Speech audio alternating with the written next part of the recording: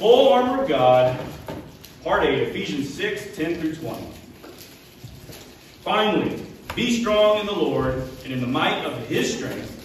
Put on the full armor of God so that you will be able to stand firm against the schemes of the devil.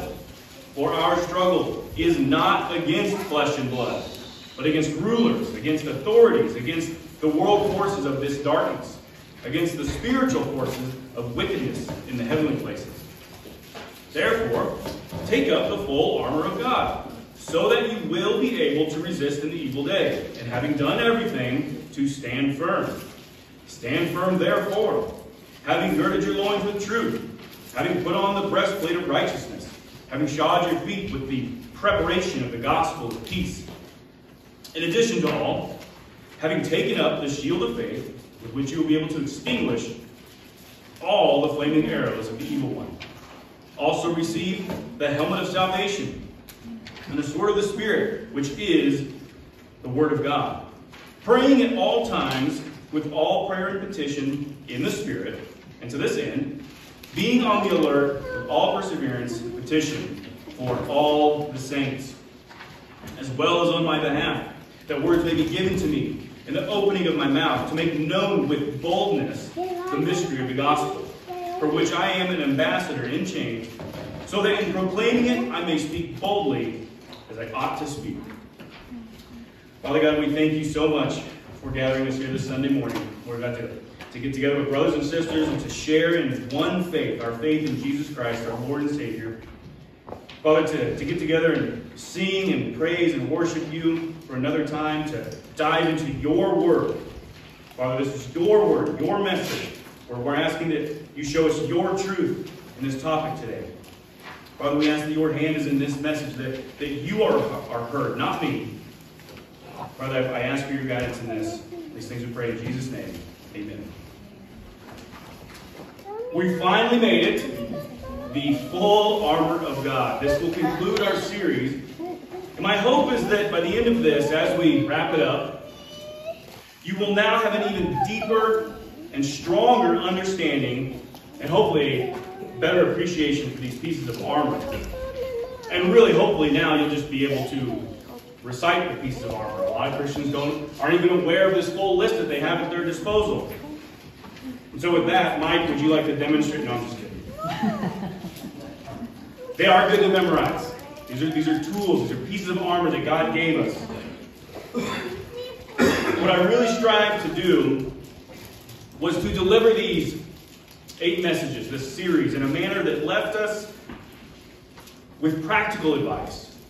Things you can actually go out and do right now as the Christ-believing individual. And I think I said this at the opening message of the series, but I did not want to do. I did not want to deliver these in a way that was aimed at only making us feel good while we use metaphors and analogies so much that ultimately they make the scriptures lose their meaning and specificity. You see, each piece of armor is a reference to something specific. And that something is a very practical thing you can actually use and apply in your life right now. When we say that we are to gird our loins with the truth, Paul's point was not, here's a cool belt that'll keep your pants up. He's telling us to wrap our entire being in this absolute truth and to stay in that truth at all times, in all situations. Not only be surrounded with this truth, brothers and sisters, but we're called to uphold it whenever the opportunity presents itself. And boy, if anyone here is out in the world in 2024, there's a lot of opportunity. Amen? Uphold the truth. When Paul tells us to put on the breastplate of righteousness, he's not talking about something out of concern about our vital organs, but rather he's talking about the only righteousness that can fully guard and protect and ultimately save us. And of course, dear friends, that righteousness is not a righteousness of our own, and neither is it something you can go out and purchase. This righteousness, this breastplate, is of Christ and Christ alone. When Paul tells us to shod our feet with the preparation of the gospel of peace, He's not talking about some kind of cool, fancy, expensive pair of shoes that we can show off. Rather, Paul was putting emphasis on the fact that Christ followers, meaning the knowers of the true gospel, we ourselves are called to a valuable and specific task. That task is spreading the gospel of peace. We ought to be prepared to move, to get to the lost soul that needs to hear the gospel. And we should be able to deliver it. Now, don't let that frighten you or intimidate you. Because maybe not all of us can deliver the gospel in some sort of doctoral degree in theology level. That's fine. That's not what we're called to do. But to be able to do it in basic, understandable terms. We all should be able to explain the gospel to any person at any moment that asks us for a reasonable defense of the faith. Be prepared, was Paul's point. In addition to that, when Paul tells us that we should take up the shield of faith, he's not talking about something that we do on our end specifically that protects us, but ultimately he's telling us just keep the faith. Keep the faith up. Not only keep the faith, but to have it uplifted, front and center, for everyone to see. Brothers and sisters, that's where faith is going to be successful when it's being used as armor. Yes, faith is an amazing gift because it's the means that we receive God's grace. But here Paul says it also acts as a shield. Meaning we have to always stand behind our hope in the things promised to us by God. Stand behind that. Stand behind those promises. Keeping that front and center. Paul says, will extinguish the flaming arrows of the enemy. Cling on to that one, dear friends. Remember, it's not sort of going to extinguish. Some of them maybe, right? Paul says it will extinguish all the flaming arrows of the enemy. And I promise you, the enemy is going to throw them your way. But that shield of faith will block and extinguish them, so the flames do not spread. Next, when Paul mentions the helmet of salvation, he's not talking about something for the sole purpose of protecting our physical head, right? He is, however, saying salvation acts as something to protect our mind in this spiritual battle. We need to keep our mind on salvation. Meaning, we need to always be keeping our mind on Christ and what Christ has done for us. That's what's going to protect our mind in this battle. Lastly, when Paul mentions the sword of the Spirit, he's not talking about something that can mean whatever you think it means and use it wherever you want. It's not a broad statement. He goes on to specifically say what this weapon is. He goes on to say it is the very Word of God. Brothers and sisters, we claim that we know the Word has power. I feel like none of us struggle with that. We claim that we recognize the Word has power. But sometimes we live as if it's no more than writings. As if it's just like any other book you could go and pick up at a bookstore. No, brothers and sisters, this, cover to cover, is the very Word of God. And because it's the Word of our Creator, it is alive and active. It's effectual. It's powerful. Brothers and sisters, and as far as a sword goes, it's the sharpest tool we will ever have. How effective and sharp is the Word of God? Unlike a physical weapon which could be stopped by armor, could be stopped by the flesh, the sword of the Spirit will 100% all the time guarantee cut all the way past that stuff. The Word of God cuts clear through the bone and marrow. Clear to the heart and thoughts of every individual that it's used on. Dear friends, that's how sharp the sword of the Spirit is. And we have that weapon at our disposal. That is the full list of the pieces of armor of God. They are spiritual tools because we are in a spiritual battle. right? We walk in the flesh, but that's not how we war. We need spiritual items. God has provided a full and complete list of items that we can now use and stand firm against the enemy, Paul writes.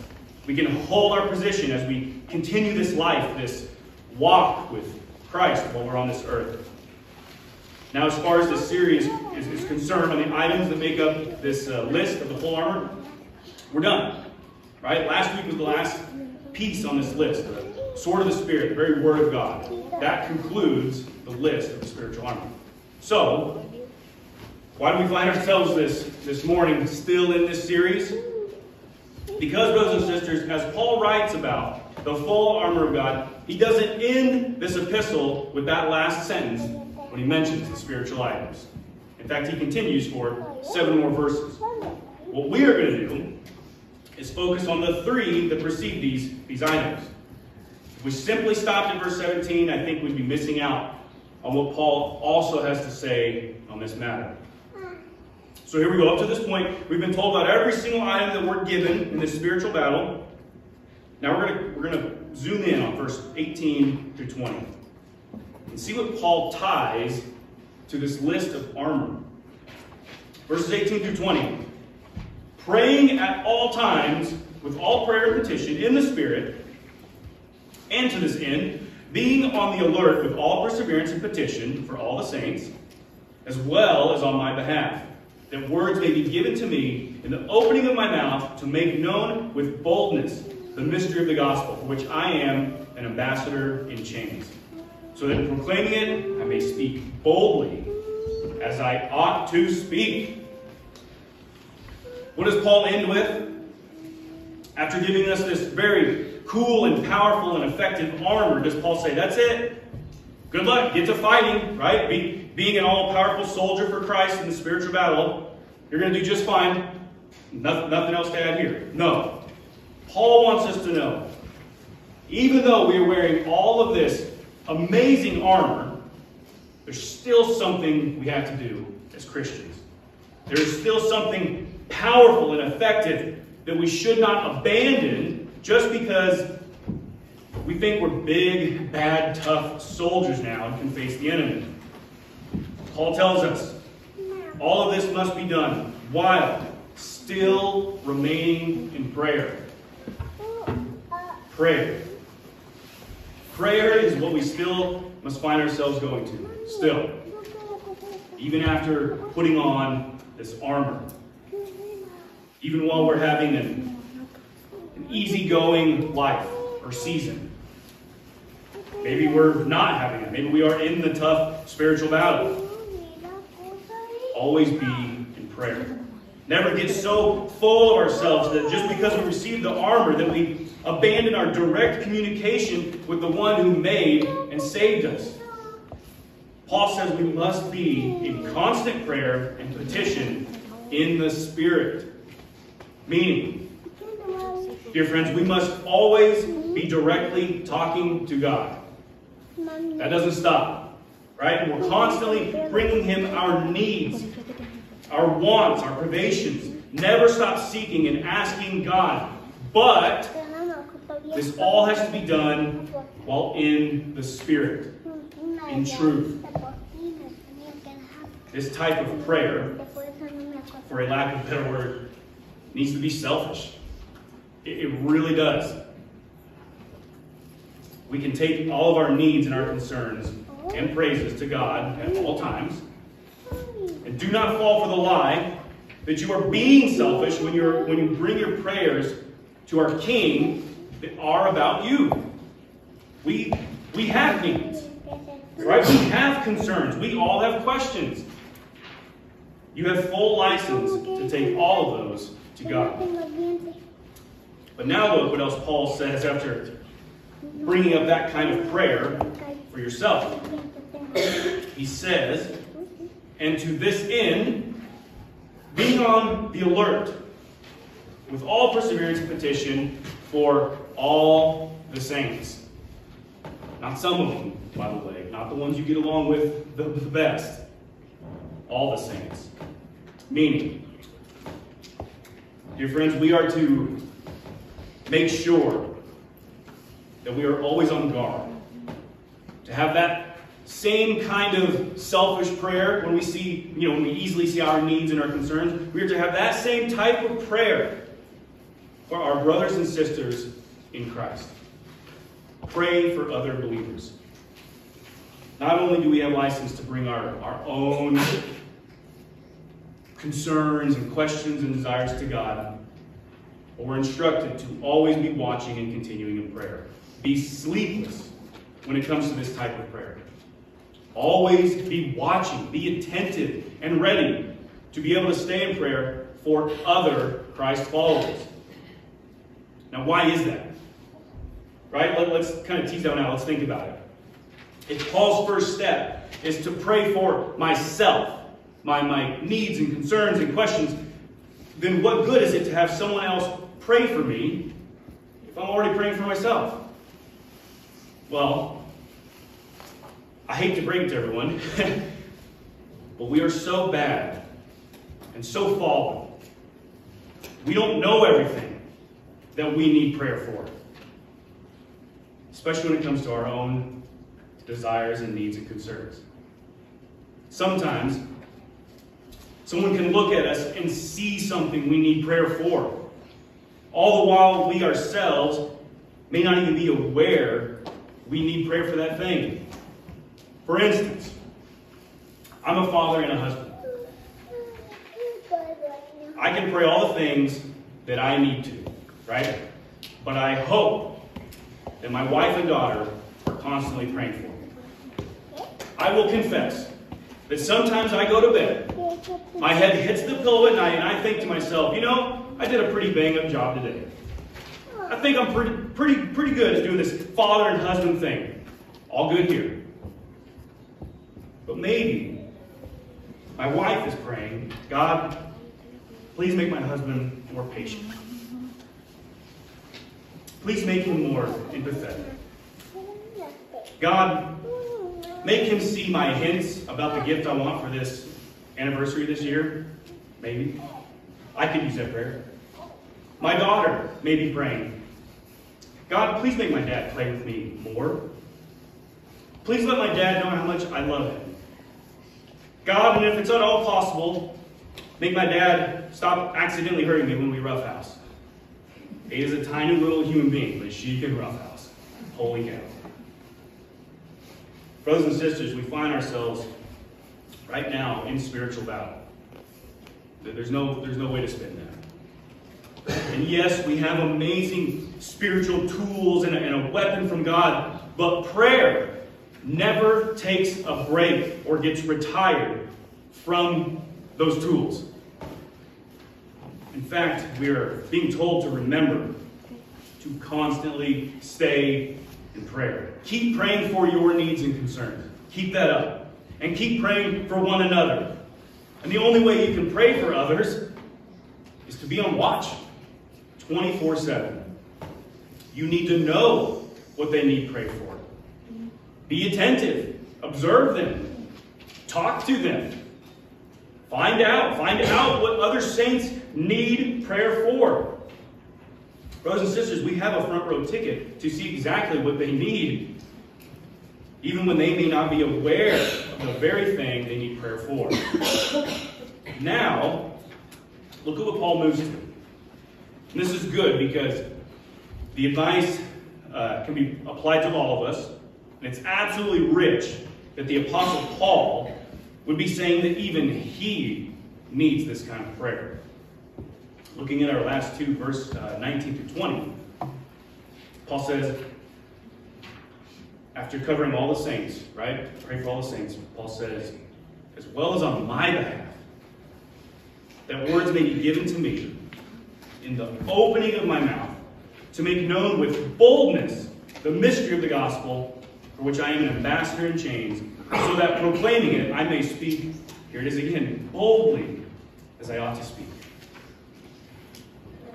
Brothers and sisters, if you do not know specifically what you need prayer for, you do now. There's one thing, and it is a very big thing. We all need prayer so that we may be able to always give the gospel. I love that. ultimately, after hearing all this awesome talk about how equipped we now are for spiritual battle, Paul still sees the need to spread the gospel. Still sees the need and help we need from God in doing that. Pray that words may be given. Pray for those words to be given.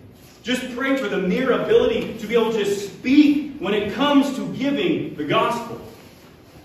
We always need prayer for even that. Simply pray that God lets your mouth always be open. Christians are not meant to be the silent ones. Paul also says that he not only prays for the words to be given, but he not only prays for an open mouth, but he also prays that he doesn't want to deliver the gospel in a cowardly and timid manner. No, brothers and sisters, he wants it to be done in boldness. The Greek word here used for bold, parrhesia, it means total freedom in speaking, being unreserved in speech, speaking openly and frankly. Brothers and sisters, there's your license to give the gospel and pull 0 punches. Pray to be able to give the mystery of the gospel in that kind of manner. And I'll tell you right here and right now, in case you haven't figured this out or experienced this, the world hates it when you give God's word with that kind of boldness. It absolutely hates it. The moment you speak in black and white terms with an eternal, universal, objective moral standard, they hate that. They'll say you are being hateful, that you are judging. The world hates that kind of boldness, brothers and sisters. Do not back down. Do not fear that. And I get it. Right? We want to bring that person to Christ. We don't want to push them away. But we do not give up the truth just to maintain peace. Right? That's why I love the imagery here. Someone with an upset stomach or a broken bone, we don't give them something that's just going to make them feel good and not offend them. Worst case scenario, someone has a disease that's going to claim their life. Don't you want a doctor that's going to give them the truth? Or do we just pat them on their back? You do you. Make your own reality. No. We need the truth. Do not give up the truth to maintain peace. And again, like I said last week, if the sword of the Spirit cuts the person, then let it. That's its job. We are not praying that we all get along and everyone will hear the gospel and they'll be our best friend even if they disagree with us. Paul is asking that we pray for the words, that we pray for an open mouth, that we pray with the ability to give the gospel with a very specific kind of boldness. Look at Paul's very last sentence. He says, even he is an ambassador, albeit in chains, right? And still wants to be able to speak boldly as he ought to speak. Brothers and sisters, this is a perfect example of someone like Paul in his situation who could be tempted to water down the truth just to please the people who have him in chains. Right? We've all been there in some sense, maybe not literal chains like the apostle here, but we have all found ourselves in some sort of situation where maybe we didn't want to offend the person that we are around for whatever reason. However, Paul, here, even in chains, as a prisoner, is saying he's not here to please man. He always wanted to be able to proclaim the gospel boldly as we ought to give it. Brothers and sisters, that's the kind of prayer we all should be soaked in. And if you are unsure as to what you should even tell the non-believer, look no further than the beginning of Ephesians. Paul actually opens up with an amazing list of things that we now have in Christ. And I believe he was inspired perfectly to record this, to open up Ephesians in this manner, and then to close with, hey, you need to be able to speak boldly. If we go to the beginning of Ephesians, you're going to see, here's just a quick list of a few things you now have to be able to tell the non-believer. Ephesians 1, 3 through 14. Blessed be the God and Father of our Lord Jesus Christ, who has blessed us with every spiritual blessing in the heavenly places in Christ. You have Christ, you have every spiritual blessing in the heavenly places. Let that sink in for a little bit. That's just the first verse. Let's keep going. Just as he chose us in him before the foundation of the world, that we would be holy and blameless before him in love. Show of hand if you are holy and blameless outside of Christ. Thank you. But you are now holy and blameless before him in love. By predestining us to adoption as sons through Jesus Christ himself. Brothers and sisters, we are adopted. We are a child of God. We have a seat at the table. Adoption as sons through Jesus Christ himself, according to the good pleasure of his will, to the praise of the glory of his grace, which he graciously bestowed on us in the beloved. In him we have redemption through his blood, the forgiveness of our transgressions, according to the riches of his grace, which he caused to abound to us in all wisdom and insight, making known to us the mystery of his will. Like that, I get really jacked on. That our Creator, God, would make known his will to us, just the creation. Just take that in for a second. According to his good pleasure, which he purposed in him. For an administration of the fullness of the times, that is, the summing up of all things in Christ, things in the heavens and things on the earth in him. In him, we also have been made an inheritance, having been predestined according to the purpose of him who works all things according to the counsel of his will. You are now an inheritor of all heavenly things. Good grief. To the end that we who first have hoped in Christ would be to praise of his glory. In him you also, after listening to the word of truth, did you catch that? How did we get here? After listening the word of truth, the gospel of your salvation, having also believed, I love the finality of this deal. You were sealed in him with the Holy Spirit of promise. Amen, brothers and sisters. You see now why Paul puts emphasis on this speaking boldly. First of all, you have a lot of amazing stuff now because of Christ that you can tell the non-believer on top of salvation itself. And I love that Paul would open up this letter in saying, you, brothers and sisters, even you, after hearing the word of truth, the gospel of salvation, that's the thing we're going to hone in on. It is because you heard that, because you believe. Because of faith, you receive grace. And then he's going to end this letter by calling back to that. Brothers and sisters, we have a lot to speak boldly on. And that is precisely what we're called to do. None of those things, I hope none of us ever struggle with speaking boldly on those things. I hope no one ever utters words like, well, yeah, I guess I'm kind of forgiven, so if you're in Christ, you'll kind of be forgiven too, I guess. No. You're not inspiring anyone with that. Speak boldly, brothers and sisters.